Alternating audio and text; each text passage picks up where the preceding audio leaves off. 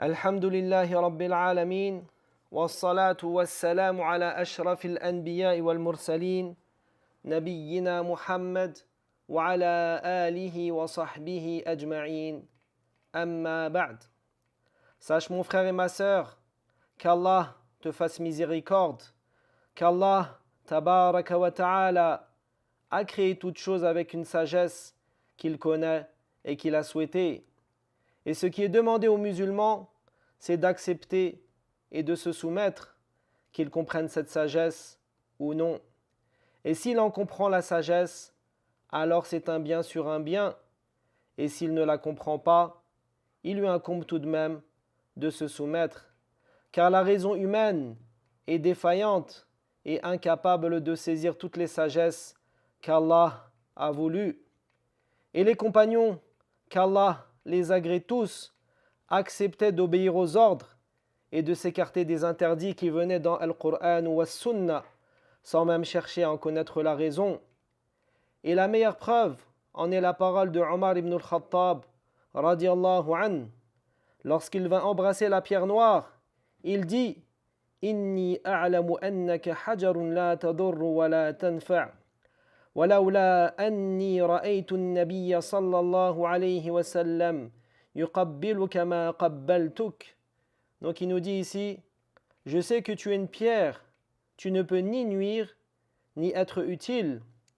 Et si je n'avais pas vu le prophète sallallahu alayhi wa sallam t'embrasser, je ne t'aurais pas embrassé. Et le hadith est rapporté par Al-Bukhari wa Muslim. Et Allah, tabaraka wa ta'ala, a créé les djinns et les hommes pour une immense sagesse, pour qu'ils l'adorent seul, sans rien lui associer. Et Allah subhanahu wa ta'ala nous dit dans ce sens وَمَا خَلَقَتُ الْجِنَّ وَالْإِنسَ إِلَّا لِيَعْبُدُونَ.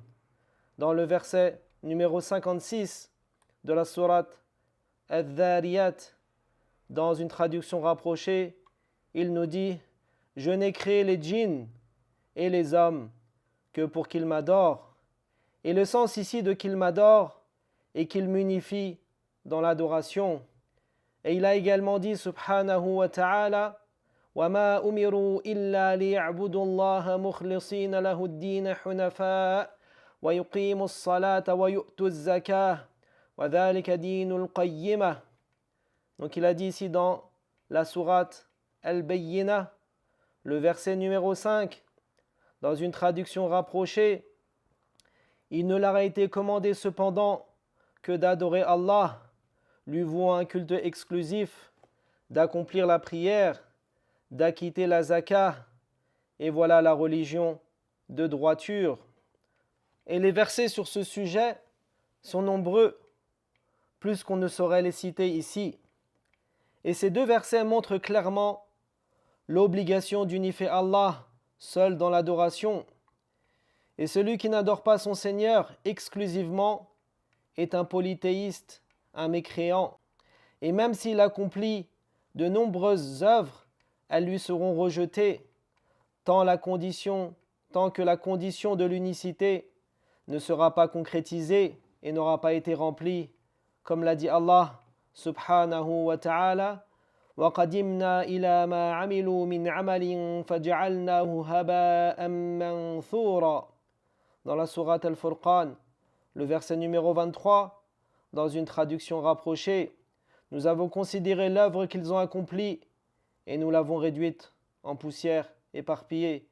Et également dans la parole du prophète sallallahu alayhi wa sallam, qui rapporte d'Allah tabaraka wa ta'ala أنا أغنى الشركاء عن الشرك من عمل عملا أشرك معي فيه غيري تركته وشركه.